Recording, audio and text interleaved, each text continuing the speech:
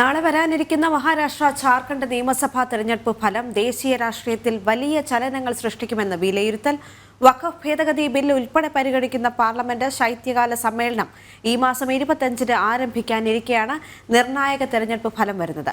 ഇരു സംസ്ഥാനങ്ങളിലും BJP വൻ നേട്ടമുണ്ടാക്കുമെന്നാണ് എക്സിറ്റ് പോളുകൾ പ്രവചിക്കുന്നത്. വിവരങ്ങളുമായി ഗൗതം അനന്തനാരായണൻ ചേർന്നുണ്ട്. ഗൗതം, നമുക്കറിയാം എക്സിറ്റ് പോൾ ഫലങ്ങളെല്ലാം പുറത്തേക്ക് വന്നപ്പോൾ അതിൽ BJPയുടെ മുന്നേറ്റം കൃത്യമായി അടയാളപ്പെടുത്തിയിട്ടുണ്ട്. കാരണം ഈ ഒരു ഫലപ്രഖ്യാപനം എന്ന് പറയുന്നത് ഏറെ നിർണായകമാണ്. കാരണം രാജ്യത്ത് പലയിടങ്ങളിലായി വഖഫ് അധിനിവേശം അടക്കം നടന്നുകൊണ്ടിരിക്കുന്ന ഈ ഒരു സാഹചര്യം, അതിൽ കൃത്യമായ ജനവിധി ഉണ്ടാകുമോ, അല്ലെങ്കിൽ BJP വന്നാൽ മാത്രമേ ഇത്തരം പ്രശ്നങ്ങൾക്കൊരു പരിഹാരം ഉണ്ടാവുകയുള്ളൂ എന്ന ജനങ്ങളുടെ ഒരു ആത്മവിശ്വാസം അതുതന്നെയായിരിക്കാം നാളെ പുറത്തേക്ക് വരുന്നത്, അല്ലേ?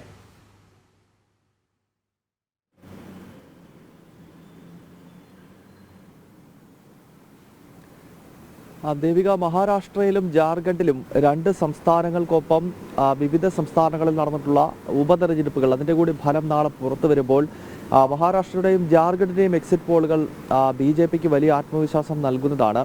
നേരത്തെ BJP നടത്തിയ ആഭ്യന്തര സർവേയിൽ പാർട്ടി തന്നെ വിവിധ ഏജൻസികളെ വെച്ച് ഈ തെരഞ്ഞെടുപ്പിന്റെ പ്രചരണം നടക്കുന്ന ഘട്ടങ്ങളിലും സർവേ നടത്തിയിരുന്നു. ആ സർവേയിലും BJPക്ക് വലിയ മുൻതൂക്കമാണ് ഈ രണ്ട് സംസ്ഥാനങ്ങളിൽ ലഭിക്കുക എന്ന സംഘടനാ സംവിധാനത്തിനകത്ത് തന്നെ കൃത്യമായ വിലയിരുത്തലും റിപ്പോർട്ടും ഉണ്ടായിരുന്നു. അതിനാൽ വലിയ ആത്മവിശ്വാസത്തോടെയാണ് നാളത്തെ ആ ഒരു പുലരിക്കായി രാജ്യത്തെമ്പാടുമുള്ള BJP ക്യാമ്പുകൾ കാത്തിരിക്കുന്നത് എന്ന് വേണം മനസ്സിലാക്കാൻ. മഹാരാഷ്ട്രയിൽ 100% വിജയം BJP ഇതിനകം തന്നെ ഉറപ്പിച്ചു കഴിഞ്ഞിരിക്കുന്നു.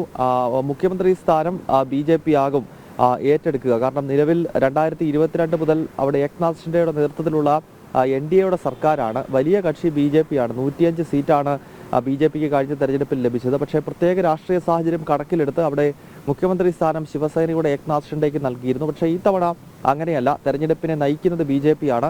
കൂടുതൽ സീറ്റുകളുള്ള പാർട്ടി എന്ന നിലയിൽ മുഖ്യമന്ത്രി സ്ഥാനം തന്നെ BJP ഏറ്റെടുക്കും. ദേവേന്ദ്ര ഫട്നാവിസ് ആകും മുഖ്യമന്ത്രിയായി മഹാരാഷ്ട്രയിൽ ചുമതല ഏൽക്കുക. എന്തായാലും നാളത്തെ ആ ഒരു ദിവസം നമുക്ക് എത്ര സീറ്റുകൾ വിവിധ രാഷ്ട്രീയ പാർട്ടികൾക്ക് കിട്ടുമെന്നതും മഹാരാഷ്ട്രയിൽ ഏവരും ഉറ്റുനോക്കുന്നതാണ്. കാരണം NCPയും ശിവസേനയും രണ്ടായി പിളർന്നതിന് ശേഷം നടക്കുന്ന ആദ്യത്തെ തെരഞ്ഞെടുപ്പാണ്. അതിനാൽ ഏത് ശിവസേനയ്ക്കാണ്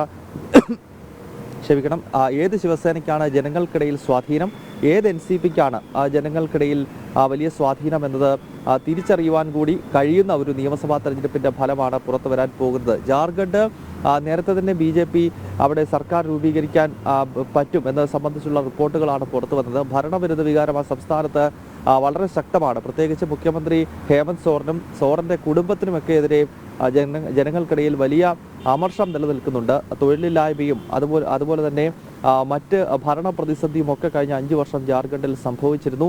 മുഖ്യമന്ത്രി തന്നെ ജയിലിൽ പോകുന്ന പശ്ചാത്തലമുണ്ടായി. അപ്പോൾ ഇതൊക്കെ മുഖ്യ പ്രതിപക്ഷമായി പ്രവർത്തിച്ച BJPക്ക് ഗുണം ചെയ്യുമെന്ന് തന്നെയാണ് പാർട്ടി വിലയിരുത്തുന്നത്. കഴിഞ്ഞ ദിവസം മുൻ മുഖ്യമന്ത്രിയും BJP നേതാവുമായ ബാബുലാൽ മറാണ്ടിയുടെ പ്രതികരണത്തിൽ അദ്ദേഹം പറഞ്ഞത് 51 സീറ്റ് നേടിക്കൊണ്ട് ഒറ്റയ്ക്ക് കേവല ഭൂരിപക്ഷത്തോടുകൂടി ജാർഖണ്ഡിൽ BJP സർക്കാർ രൂപീകരിക്കും എന്നാണ്. വോട്ടിംഗ് ദിവസത്തിലായിരുന്നു ബാബുലാൽ മറാണ്ടിയുടെ ഈ ഒരു പ്രതികരണം. അന്ന് വൈകുന്നേരം പുറത്തു വന്ന എക്സിറ്റ് പോളുകളും ചൂണ്ടിക്കാണിച്ചത് BJP 47-നും 52-നുമൊക്കെ ഇടയിൽ സീറ്റ്, അതായത് 81-അംഗ ജാർഖണ്ഡ് നിയമസഭയിൽ ഒറ്റയ്ക്ക് കേവല ഭൂരിപക്ഷം നേടിക്കൊണ്ടുള്ള ഒരു വലിയ മുന്നേറ്റം BJPയുടെ ഭാഗത്ത് നിന്നുണ്ടാകുമെന്നതാണ്. അപ്പോൾ പാർട്ടി സംവിധാനം നടത്തിയ പഠനങ്ങളിൽ BJP ക്യാമ്പിന് ലഭിച്ച കണക്കുകളും എക്സിറ്റ് പോളുകൾ മുന്നോട്ട് വയ്ക്കുന്ന കണക്കുകളും ഏതാണ്ട് സെയിമാണ്. അതിനാൽ തന്നെ ഈ എക്സിറ്റ് പോൾ ഫലത്തിൽ വലിയൊരു മാറ്റം ഉണ്ടാകാൻ സാധ്യതയില്ല എന്നാണ് പൊതുവെ രാഷ്ട്രീയ നിരീക്ഷകരെല്ലാം വിലയിരുത്തുന്നത്. ദേവിക.